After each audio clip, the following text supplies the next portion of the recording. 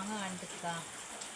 വെളിച്ചെണ്ണയിൽ കടുവിട്ട് പൊട്ടിയതിന് ശേഷം മാങ്ങ ഇട്ട് കൊടുക്കുക. എന്നിട്ട് തീ കുറച്ച് വെച്ച് ഒന്ന് മൂടി വെച്ച് ഒന്ന് വെന്ത് വരുമ്പോൾ മുളകിൻ്റെ പൊടിയും സിർക്ക ഒഴിച്ച് ഉപ്പും ഇട്ട്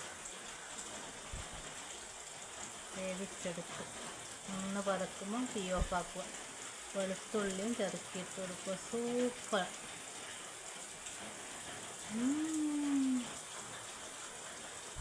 അടിപൊളി.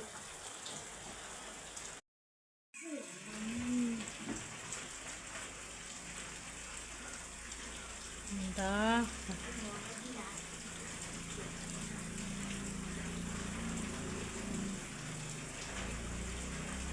എല്ലാം ഇങ്ങനെ ഒന്ന് ചെയ്ത് നോക്ക്. ഒന്ന് വെന്ത് വരണം, കുറച്ച് അധികം വെന്തടിഞ്ഞ് പോകരുത്.